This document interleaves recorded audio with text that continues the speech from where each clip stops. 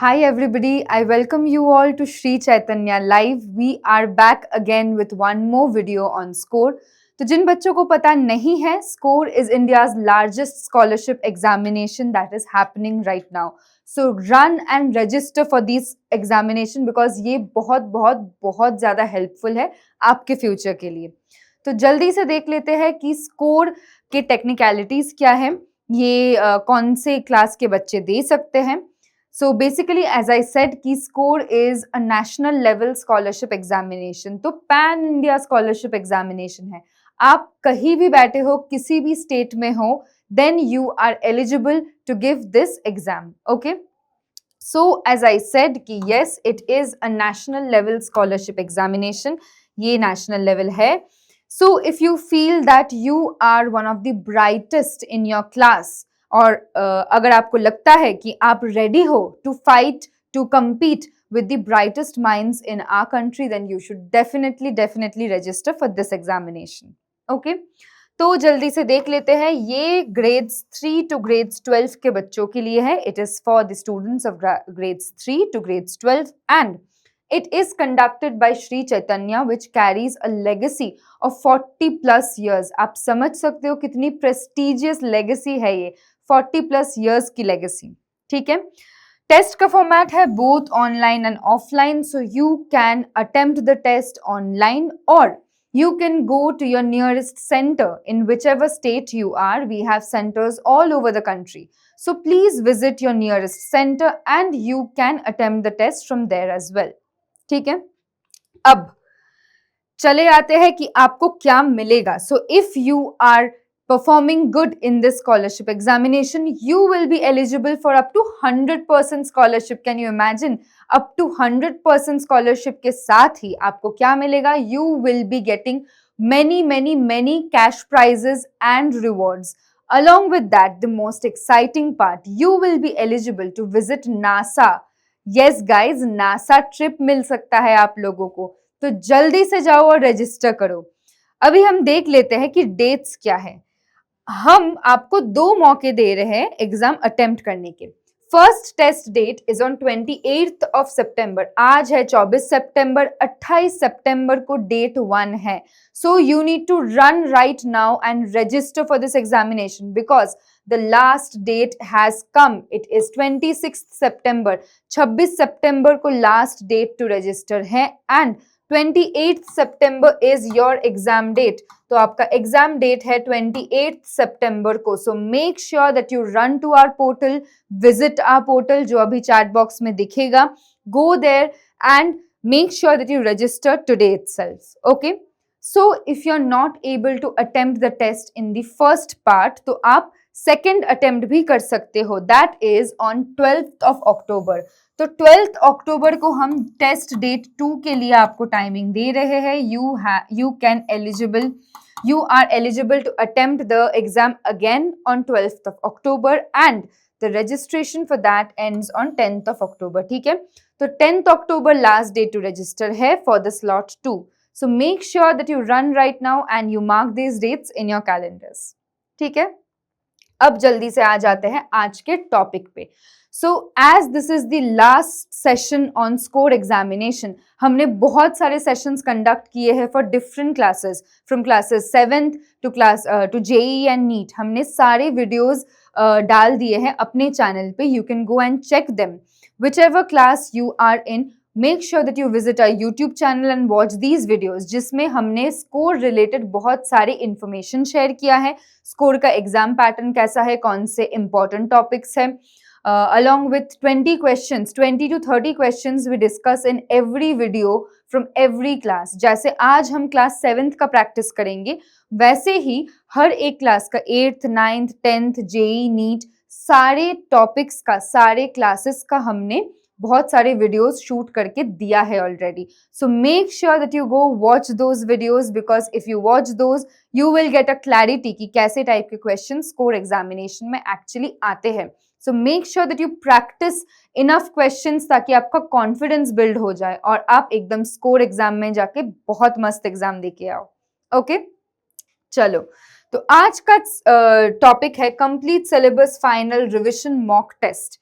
6, तो ये 6th number mock test है और हम स्पेसिफिकली आज बायोलॉजी ऑफ क्लास 7th के बारे में बात करेंगे। इससे पहले मैंने बहुत सारे वीडियोस बनाए हैं on class 7th, make sure you go check those out because वहां पे भी आपको बहुत सारे क्वेश्चंस मिलेंगे जो स्कॉलरशिप एग्जाम लेवल के हैं, जो स्कोर लेवल के हैं and which might come in your examination. ठीक है, तो जल्दी से देख लेते हैं। As I make in every video, मैंने इस वीडियो में भी आपके लिए एक बड़ा सा चार्ट बना के दिया है।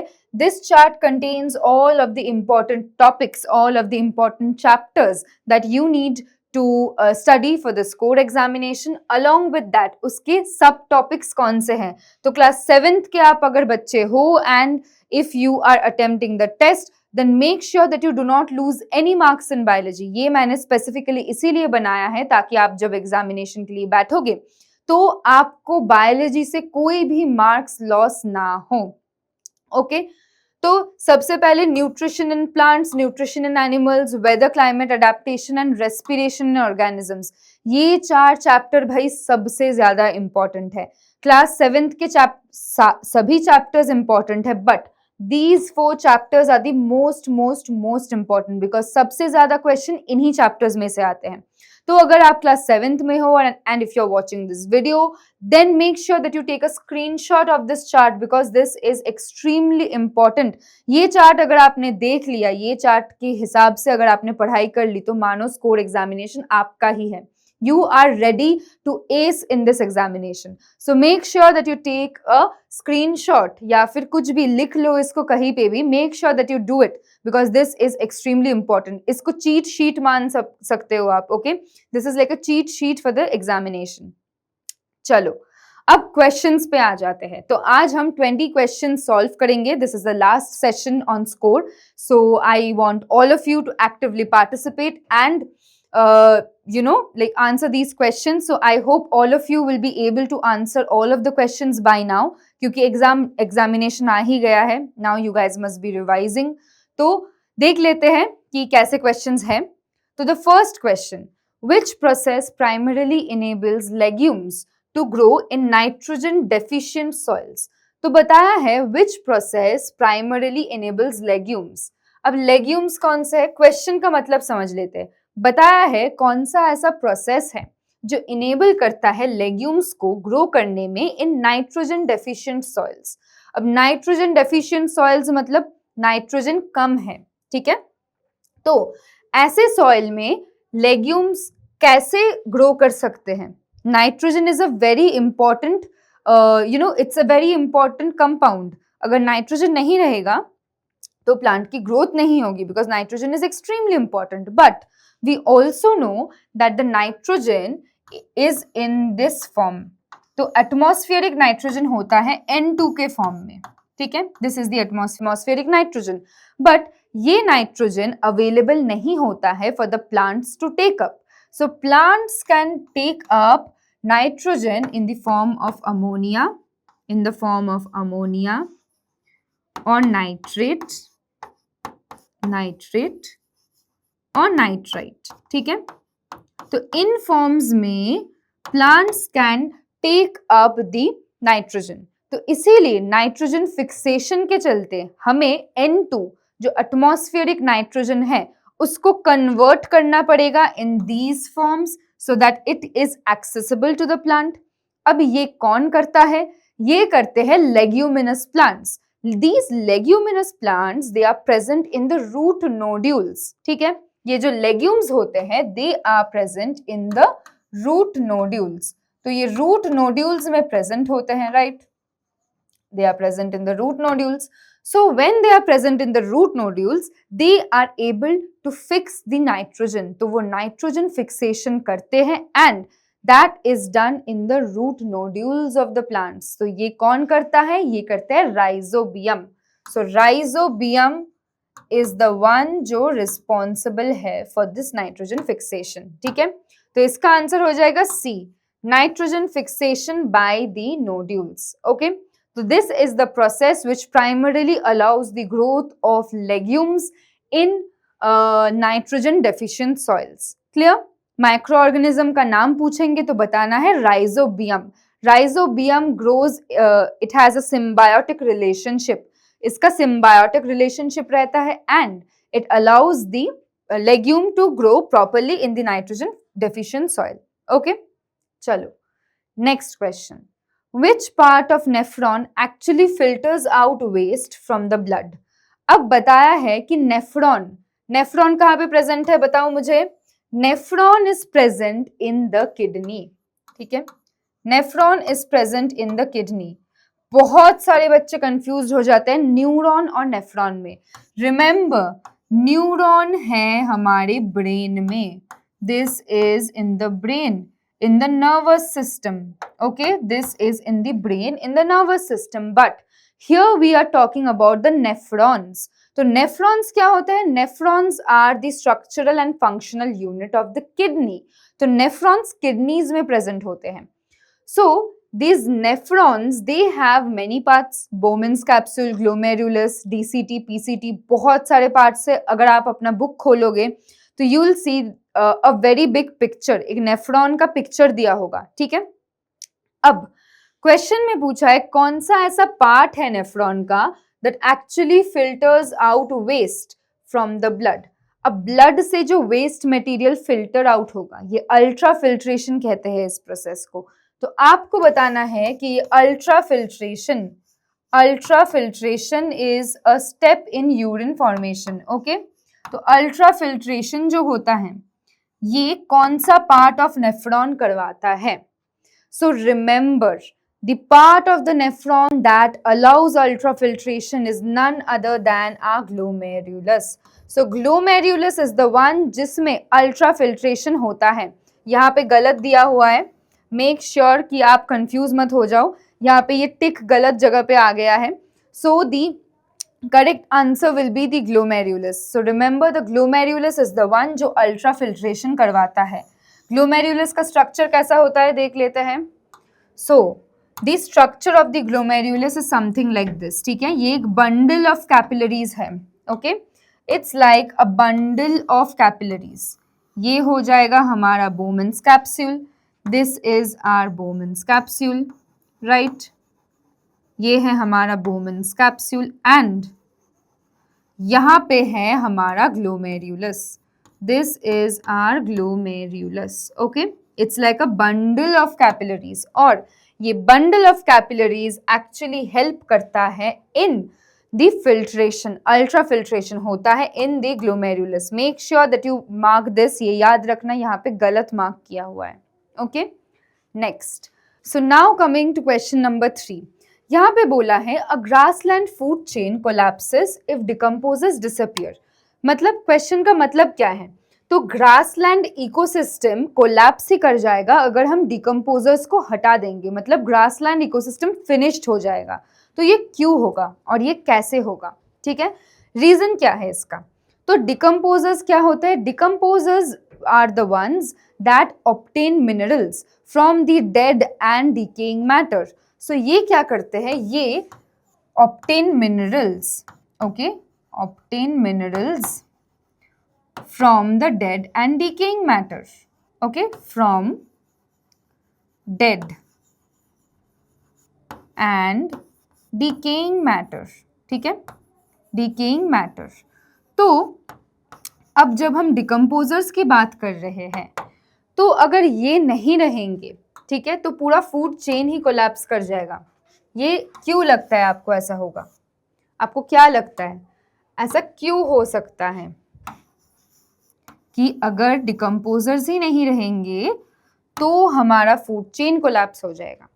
तो ये होगा बिकॉज यहाँ पे जो प्रोड्यूसर्स है वो can not obtain the minerals, they are not able to obtain the minerals. तो अगर वो मिनरल्स ही ऑब्टेन नहीं कर पाएंगे तो क्या होगा, अगर मिनरल्स ऑब्टेन ही नहीं हो रहा है तो वहां से डिकम्पोजर्स कोई काम ही नहीं कर पाएंगे, राइट। डिकम्पोजर्स नहीं है तो कौन बचा, प्रोड्यूसर्स बचा, कौन बचा, कंज्यूमर बचा।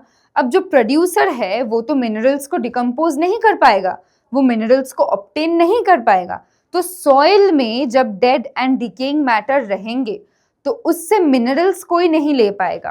तो इसीलिए अगर डिकम्पोजर्स डिसअपियर कर जाते हैं तो पूरा फूड चेन ही बंद हो जाएगा, ओके। चलो, moving on to the next question. Which plant hormone causes seeds to break dormancy and germinate? अब हम बहुत सारे प्लांट हार्मोन्स के बारे में पढ़ते हैं. हमें पता है auxin, gibberellins, ethylenes, abscisic acid, cytokinin सारे प्लांट हार्मोन्स है. अब बताया है which plant hormone causes seeds to break, मतलब सीड्स ब्रेक हो जाएंगे, ब्रेक डॉर्मेंसी एंड जर्मिनेट.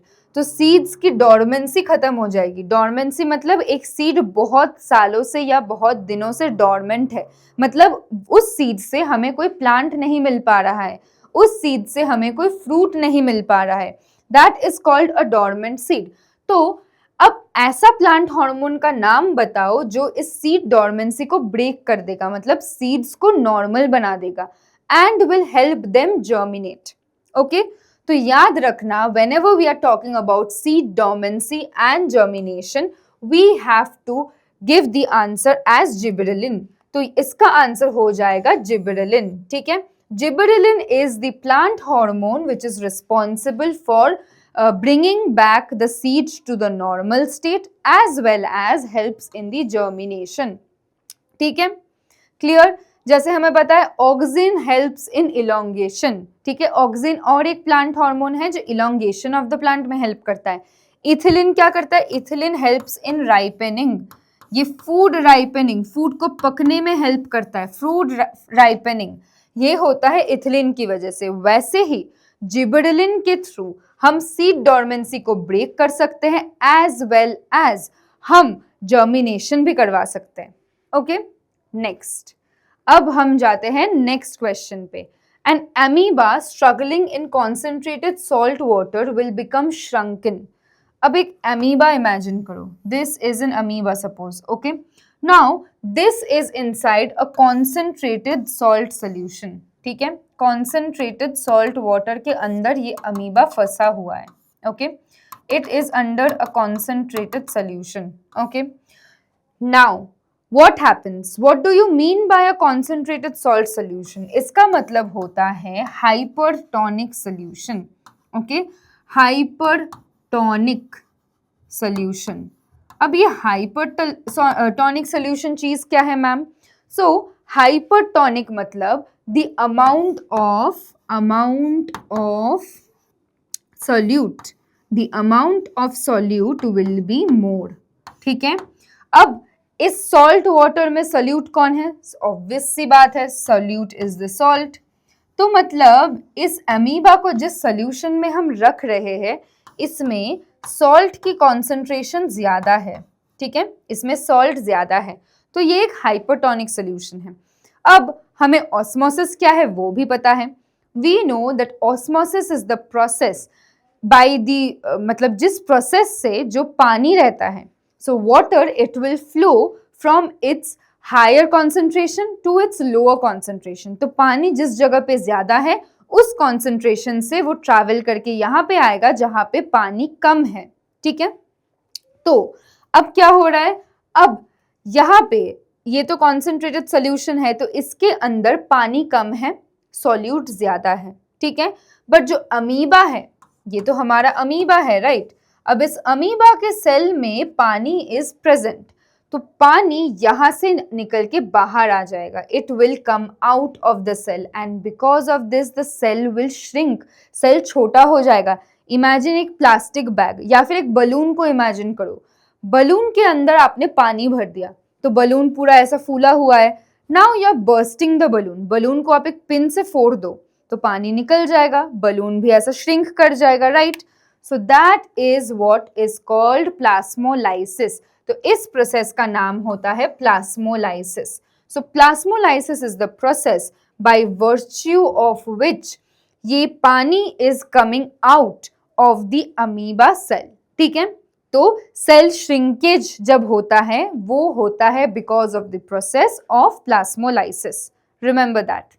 ठीक है, चलो next one. Blood pressure is lowest in which vessels of the human body? अब body fluids and circulation chapter पे आ गए हैं, तो यहाँ पे बोला है blood pressure is lowest in which vessel? हमें पता है कि आर्टरीज, कैपिलरीज, वेन्स, ये बहुत सारे चैनल्स होते हैं जिसके थ्रू हमारे बॉडी में ब्लड पास होता है, ठीक है। अब आपको बताना है कि कौन सा ऐसा वेसल है जिसमें लोएस्ट प्रेशर रहता है, एकदम कम प्रेशर, सबसे कम प्रेशर रहता है, ठीक है। Blood pressure is lowest in which vessel, okay. तो आर्टरीज क्या करते हैं, सबसे पहले देखते हैं। Arteries they carry blood away from the heart, ठीक है, अवे फ्रॉम द हार्ट, ठीक है। और ये ऑक्सीजन रिच ब्लड कैरी करते हैं, मतलब ऑक्सीजनेटेड ब्लड कैरी करते हैं। तो they carry the blood away from the heart. अब जब आप किसी चीज को धकेल रहे हो, ठीक है, suppose you are pushing something, so you need more force while pushing that thing, ठीक है। आपको ज्यादा प्रेशर डालना पड़ता है, आपको ज्यादा फोर्स देना पड़ता है। But if you are pulling something, you need considerably lesser amount of force, ठीक है, considerably lesser amount of pressure. So in that same logic, यहाँ पे जब हम बॉडी से ब्लड को दूसरे साइड, हार्ट से पंप होता है ब्लड, फिर उसको हम दूसरे बॉडी पार्ट्स तक ट्रैवल करके ट्रांसपोर्ट करवा रहे हैं। सो ऑब्वियस सी बात है, क्या होगा, ज्यादा प्रेशर लगेगा। तो arteries they do the job of transporting the blood from the heart to all other parts of the body. तो इसीलिए क्या होता है, इसीलिए आर्टरीज में सबसे हाई प्रेशर रहता है, ठीक है, हाई प्रेशर।